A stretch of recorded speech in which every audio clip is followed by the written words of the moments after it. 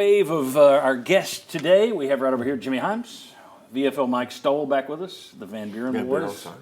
VFL Will Overstreet right here, Bob Hodge right there. All right. Falls take care of Mississippi State 33-14.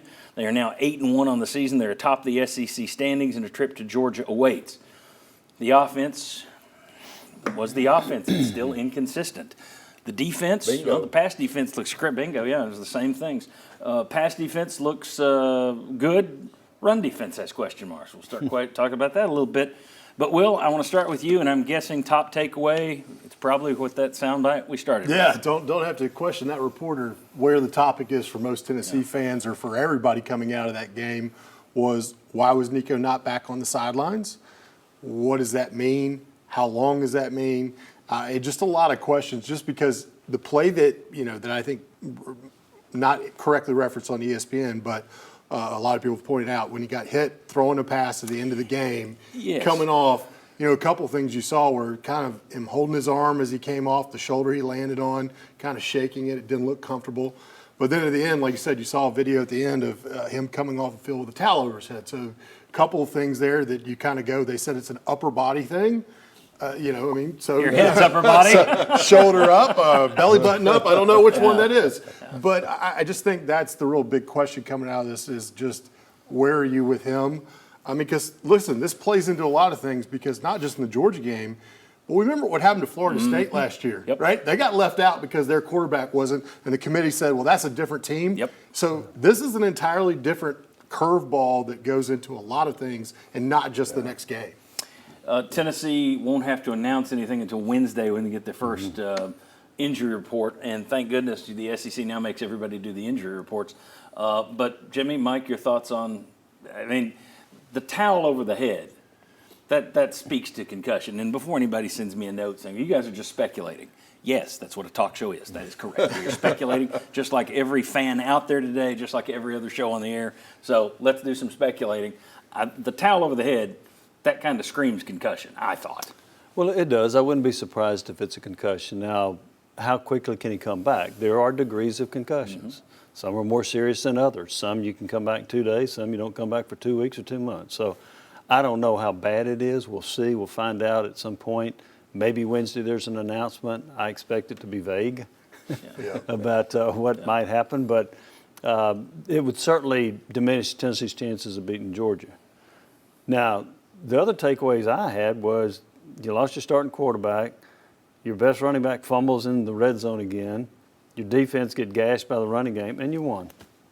So the topic last week, I think part of it was grinding out wins. Can you continue to do this? And that kind of was a grind out to me against the worst team in the conference. Right, that's right.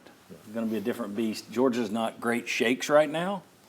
But I have a feeling, we'll talk about what the Ole Miss loss might mean for Georgia. Mike, Bob, top takeaways? I'm looking out on the bright side of things. There's not a lot of tape of Gaston Moore out there. So, see, you can go down there and surprise them with some stuff. But, my top takeaway about Nico is the question is, and I've heard you ask it, Jimmy, has he turned a corner or is he just getting incrementally better? Well, either one of them's good for Tennessee. And he has been playing better since, first half of the Alabama game, I guess. He looks like he's been improving. And so I think the setback, if he doesn't play, is pretty huge. Even if Gaston Moore, you don't know exactly what he would do in an entire game situation in a week of preparation. But the fact that he is, and we talked about it before the season, what you want to see Nico do this year wasn't win the Heisman. It would just get better as the season went on. And I think he's been doing that, and I think that would make it very hard to go to Georgia. Well, and kudos to Gaston Moore. He came in and did a nice job as the backup yesterday. But they didn't ask him to do a whole lot. The deep balls, he got a couple penalties that helped on a couple of those. But he doesn't have the tools to work with that Nico does. He is, however, a 48th-year senior who's followed Josh Heupel from UCF to here. So he deserves credit for what he did yesterday, but that is a big step off if you have to start him at Georgia. Well, it's a different animal playing Georgia versus Mississippi State. Mississippi State is not very good. But I think the other thing you talk about, if it is a concussion, right, different guys respond from concussions different ways. You have some guys like, no problem. You have other guys that can linger on just because of the way that they're built, the way that they handle things. So when you get a possible concussion, how does he respond from that? I think the other thing too, though, is you can use this as your advantage as Tennessee, right? If he's close enough, but you hold him out and they play close to Georgia, he comes back in and wins. Oh, well, we're 2 losses. These teams have 2 losses, but we lost to Georgia without our starting quarterback. Oh, you start creating kind of a story Would they have around beaten it. Georgia if they'd had Yeah, Nico? with So if it's it gives close. you an excuse. Absolutely. Okay. So you kind of if he's not fully ready, maybe you hold him out and you hope that you stay close with Georgia, or maybe you pull off a victory.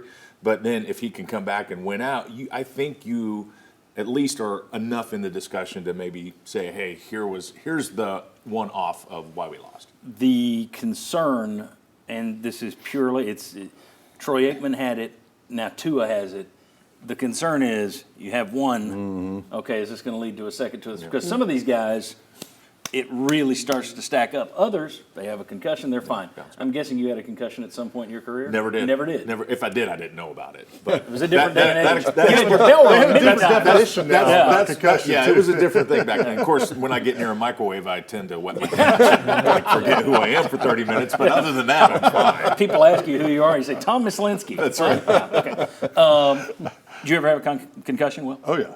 Yeah, had a few. Okay, you had a few. Did you? How hard was it to get over those things? I didn't think it was too hard. I mean, they didn't do a They whole lot of didn't- procedures at the time. Yeah, right? they weren't It checking was you like, too tough. It was like, are you sensitive to light anymore? Are you throwing up anymore? Okay, great. Go back out there. He stopped wetting his pants. in the microwave. That's right.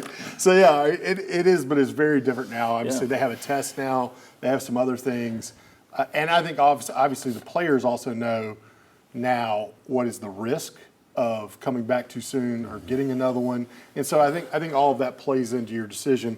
I think I'd have had a different decision probably at some points, knowing that it can lead to more and happen more often. So I think that's part of it as well. Let's talk about the play. Oh, Bill, Bob, I was go just ahead. going to say, Bill, and Bob, I whatever. don't know the answer. Does college football have a concussion protocol like the NFL, where it is up to a doctor? It's not up to the coaches. It's not up to the players in the NFL. It's up to a doctor to say, yes, you can play. And I'm do assuming not every know. school has their own protocol and their own doctor. Yeah. I don't Okay, think so he'll play. Depends on how much that doctor's getting paid by the university. Just Well, this is just a cynical segment, isn't it? Wow. If you want honest talk, you're getting it on this show. In terms of the play that he got hurt on, because I thought this was interesting. ESPN said, we've been told it was this play, and it was the one where he rolled to the left. And I didn't think that was it. It looked more, there were a couple of plays after that. He's played a drive Where after he's rolling, that's right. Yeah, that was quite a bit after. He's running to his right, and he got hit. And that's where he got up and he almost grabbed a little bit toward his back here. And then he got up and he was arm was kind of dragging a little bit. He was hanging it. But I still, on neither of those shots, and it depends, but I didn't see his head hit the turf. I didn't see a helmet to helmet. I mean, you can get a concussion in many different ways, but I didn't see a play that screamed concussion to me. So is there any chance this really is upper body thing? Sore shoulder. I mean, if we're all, I think if we're His- taking, if his we're lower placing back bets, I chance. think we're all going concussion. Yeah, his lower back has been bothering him. He came out one time during the series and he was holding his back several games ago, and He's getting hit a ton, yeah. which the offensive line has done better. But I think you're hard to speculate. But if it is a concussion, who knows? If it is a shoulder, that's a whole different animal. All right, anybody else, anything? Okay. All right, very good. When we come back, best player on the field last night, worst decision in the game last night, biggest disappointment from that game last night. Come on back on the Sports Source.